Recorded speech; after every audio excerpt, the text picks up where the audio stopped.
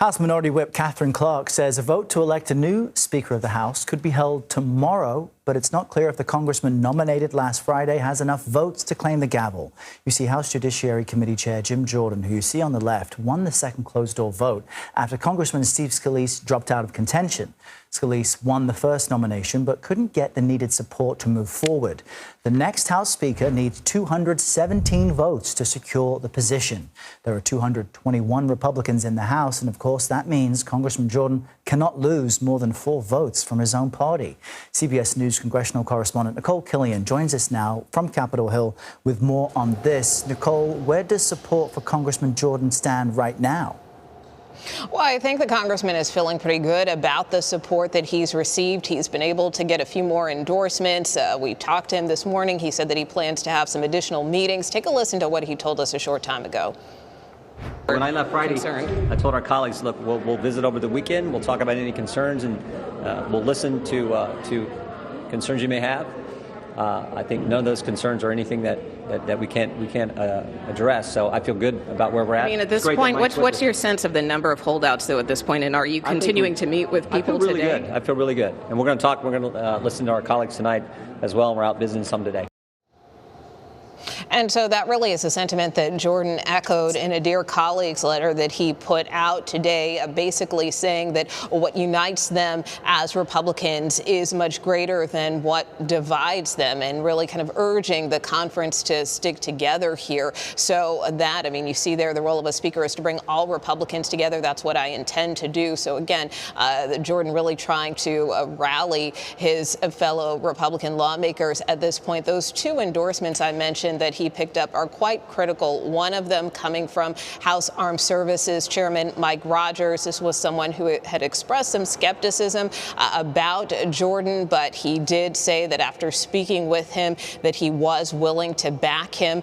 Also, you have Congresswoman Ann Wagner of Missouri. She was a staunch holdout. She was really concerned about the way things were handled last week with Steve Scalise, but she put out in a statement a short time ago, too much is at stake to hand control of the House over to radical liberal Democrats, which is why we must elect a conservative as the next speaker. Jim Jordan is our conference nominee, and I will support his nomination. So that is a significant flip on the part of Congresswoman Wagner, who vowed at one point to vote against Jordan. But again, picking up those 2 key endorsements, does that mean others will fall in line? Still remains to be seen. But as you heard Jordan say, he feels like he's in a good position. And Nikole, the heat is really on House Republicans right now, because in many ways, you know, voters see this as a chaos of their own making, right? When they ousted Kevin McCarthy, they now have to agree on a replacement. But I guess Democrats are almost trying to take advantage of this mess, with Minority Leader Hakeem Jeffries saying, hey,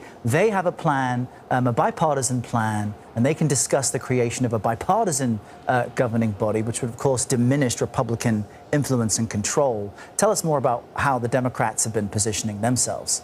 Yeah, well, I mean, in terms of those 8 Republicans who voted against Kevin McCarthy, I mean, they're still standing by their actions, just to be clear. But in terms of Democrats, to your point, you know, they do want to see the ball move forward here. You know, they don't want to see Republicans go name after name after name. And even some Republicans don't want to do that either. So there have been these informal discussions that Minority Leader Hakeem Jeffries acknowledged has been happening behind the scenes with some more moderate Republicans to really look at ways about potentially establishing some type of bipartisan governing coalition, or at least to try to peel off some Republicans to perhaps come to their side, and that if so, Democrats might be willing to potentially support the election of another speaker. I mean, really what Jeffrey says the main concern the Democrats have is they don't think that, you know, the House should be governed by an extreme few, that, you know, if there is support for legislation on both sides of the aisle, it should come to the floor for a vote. So that's really kind of the main ask that Democrats have of Republicans right now. But whether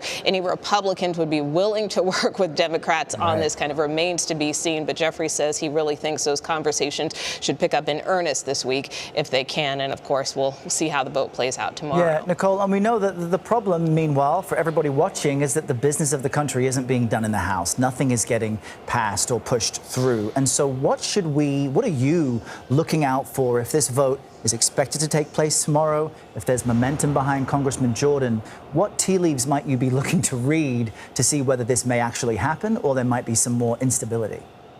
Well, again, we have to see if this momentum picks up with Congressman Jordan. Again, even though he picked up these two key endorsements today, and he has suggested he has picked up more support, at the end of the day, he can only afford to lose a handful of votes. We're talking 3 or 4 at best. So if there are still some outstanding members, and keep in mind there are some members, for instance, like Florida Congressman Carlos Jimenez, who has been one to say that he will only support Kevin McCarthy, the former speaker. You know, if those kinds of individuals continue to hold, it doesn't really matter how much support Jordan is able to pick up. So right now, we know that Republicans will likely meet later this evening, probably to try to hash this out again. You know, we'll kind of see what the vibe is coming out of that. But certainly the hope is that Jordan can continue to pick up more votes to seal the deal. Yeah, House Republicans not out of the woods yet. Nikole Killion, we know you'll be there giving us all the updates. We appreciate it. Thank you.